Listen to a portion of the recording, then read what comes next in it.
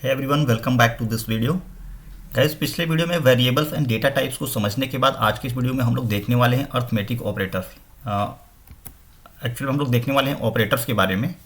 और ऑपरेटर्स से पहले हम लोग समझेंगे ये जो ऑपरेटर्स जो कितने टाइप के हैं। यहाँ पर अर्थमेटिक ऑपरेटर्स हैं, मेनली 4 टाइप्स के ऑपरेटर हैं यहाँ पर। जो अर्थमेटिक ऑपरेटर है, कंपैरिजन ऑपरेटर है, लॉजिकल ऑपरेटर है, असाइनमेंट ऑपरेटर। इन्हीं 4 ऑपरेटर्स के बारे में हम लोग मेन तौर पे हम लोग समझने वाले हैं। और ऑपरेटर्स का क्या यूज़ है आपको, जैसे कि एक यूज़ केस है, जैसे कि एक अर्थमेटिक ऑपरेटर है। अगर आपको एडिशन करना है, सब्ट्रैक्शन करना है, डिवीज़न करना है, मल्टीप्लिकेशन करना है, तो वहाँ पर आप अर्थमेटिक ऑपरेटर का यूज़ कर सकते हो। उसी तरह से अगर आपको 2 वैल्यूज़ को कंपेयर करना है कि कौन छोटा है कौन बड़ा है, ठीक है, तो उस केस में आप कंपैरिजन ऑपरेटर यूज़ कर सकते हो। इसी तरह से जैसे लॉजिकल ऑपरेटर क्या होता है, जैसे आपको अगर ये भी और ये भी, तो जहाँ पर इस तरह का कंडीशन होगा, यानी कि दोनों कंडीशन को टेस्ट करना है, ठीक है, 2 कंडीशन, ये भी ट्रू हो ये भी ट्रू हो, या फिर इनमें से कोई एक ट्रू हो। इस तरह की कंडीशंस को जो हम लोग कंपेयर करेंगे वो लॉजिकल ऑपरेटर के थ्रू करेंगे। अब रहा लास्ट जो 4th असाइनमेंट ऑपरेटर है। असाइनमेंट ऑपरेटर में क्या हम लोग देखने वाले हैं कि किसी भी वेरिएबल के अंदर जो वैल्यू असाइन करेंगे हम लोग, तो ये जो प्रोसेस होगा असाइनमेंट ऑपरेटर के थ्रू होगा। तो अभी हम लोग समझते हैं सबसे पहले अर्थमेटिक ऑपरेटर्स के बारे में। तो अर्थमेटिक ऑपरेटर्स से समझने से पहले हम लोग चलते हैं अपने VS कोड एडिटर में। और आज इस सीरीज़ का है डे 15 फुल स्टैक डेवलपमेंट का। और जावास्क्रिप्ट में हम लोग पढ़ रहे हैं, देख रहे हैं ऑपरेटर्स। और ऑपरेटर्स में क्या सबसे पहले देखना है, अर्थमेटिक ऑपरेटर्स। तो अर्थमेटिक ऑपरेटर्स में जैसे कि नाम से ही आपको समझ में आ रहा है कि अर्थमेटिक ऑपरेटर यानी कि कुछ आपको ऑपरेशंस परफॉर्म करना है। तो मैं लगा लेता हूँ स्क्रिप्ट टैग यहाँ पर, ये हमने लगा लिया, रेडी कर लिया। और जो हमारा ये स्क्रीन चल रहा है इसको भी मैं 50% में कर लेता हूँ डिवाइड, ताकि आपको व्यू पूरा मिलता रहे। यहाँ से मैं करता हूँ, यहाँ से इसको भी क्लोज करके 50% में कर लिया। इस तरह से हमारा जो स्क्रीन है 50-50 में डिवाइड हो गया है। और अब हम लोग परफॉर्म करने वाले हैं अर्थमेटिक ऑपरेटर्स का। देखते हैं अर्थमेटिक ऑपरेटर्स में क्या क्या होता है, उसको पहले हम लोग एक बार समझ लेते हैं यहाँ से स्क्रीन से। देखिए अर्थमेटिक ऑपरेटर्स में क्या क्या है। यहाँ पर आपको एडिशन, यानी कि सबसे पहले आपको क्या परफॉर्म करना है, एडिशन, यानी कि हम लोग 2 नंबर को ऐड करेंगे। तो 2 नंबर को ऐड करने के लिए सबसे पहले क्या करना है, आपको एक वेरिएबल लेना है। लेट सपोज करो num a है, ठीक है। और यहाँ पर हमने लिया 12। ये एक स्टेटमेंट हमारा कंप्लीट हुआ, ग्रेट। एंड आफ्टर दैट हम लोग लेते हैं num 2 या num b, ठीक है। और यहाँ पर भी ले लेते हैं 12 या 13 ले लिया। ये एक स्टेटमेंट कंप्लीट हुआ। अब 2 नंबर को ऐड करना है, 2 नंबर्स को क्या करना है, ऐड करना है। तो आपको एक थर्ड वेरिएबल लेना होगा जिसमें हमको आंसर, यानी दोनों का जो टोटल होगा उसको स्टोर करना है। तो सपोज करो टोटल हमने इसको ले लिया, वेरिएबल का नाम क्या ले लिया, कुछ भी ले सकते हो वेरिएबल ने, टोटल ले लिया। इसमें num a प्लस एडिशन करना है, तो प्लस आपको यूज़ करना है, प्लस साइन का यूज़ करना है। जो आपके कीबोर्ड में प्लस का साइन होता है नंबर, उसी को यूज़ करना है। एंड देन num b, ये हुआ अर्थमेटिक में प्लस साइन का यूज़। अब इस टोटल को अगर आप लॉक करते हो, तो यहाँ पर टोटल को, तो ये आपको कंसोल में एक रिजल्ट शो करेगा। डेव टूल्स आप ओपन कर लेना, दैट इज 25, ठीक है, ऑलराइट। तो ये हमारा हो गया। आगे बढ़ते हैं नेक्स्ट स्टेप में क्या है, नेक्स्ट पॉइंट में लेट सम इक्वल टू, ये तो आंसर हमारा दे दिया यहाँ पर, ठीक है, ये हमारा हो गया। ये आपको समझ में आ गया। उसी तरह से सब्ट्रैक्शन है।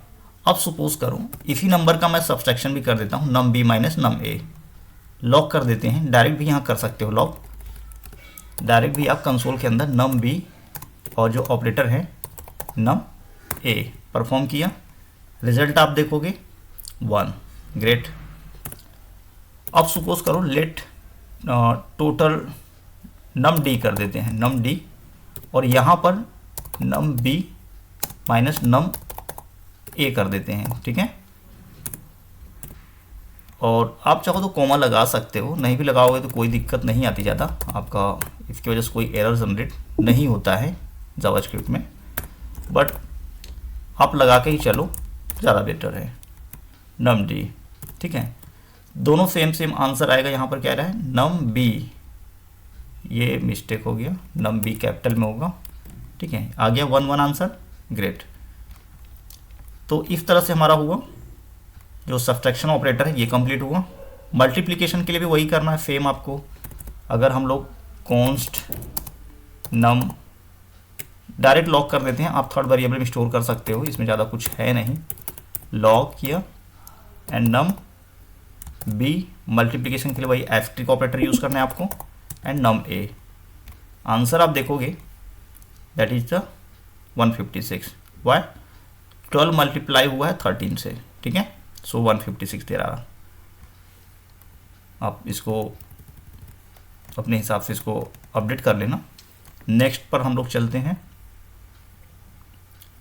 प्रोडक्ट।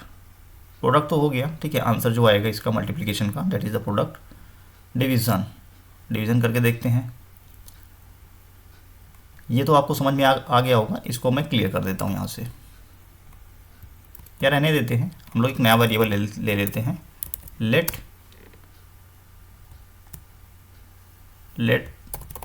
नम लिखना था, नंबर कर देते हैं, ठीक है। नंबर ए इक्वल टू 40 कर दिया, ठीक है। एंड लेट नंबर बी कर दिया। इसमें लेट करके चल रहे हैं हम लोग, लेट पे वेरिएबल डिक्लेयर कर दें, कोई दिक्कत नहीं है। इसको कर दिया 10। अब यहाँ पर लेट सी कर सकते हो, टोटल सी कर दिया यहाँ पर। तो क्या आंसर आना चाहिए, टोटल सी में आपको डिवाइड करना है।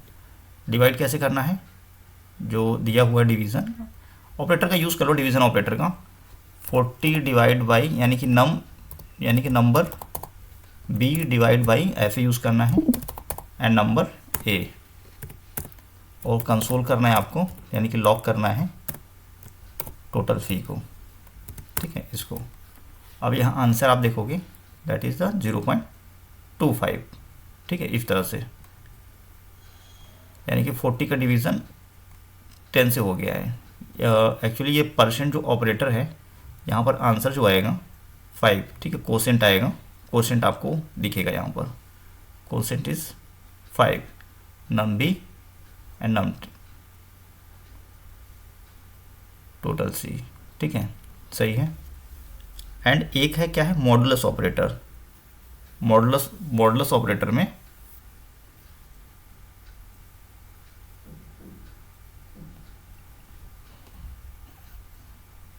यहाँ पर इसके हिसाब से तो जो आना चाहिए था, यहाँ पर 0.25 दिखा रहा है, 0.25। अगर यहाँ पर हम लोग 6 करके चलते हैं और यहाँ पर 2, तो यहाँ पर 2 किया एंड देयर आर 6, अब 3 आ रहा है, ठीक है।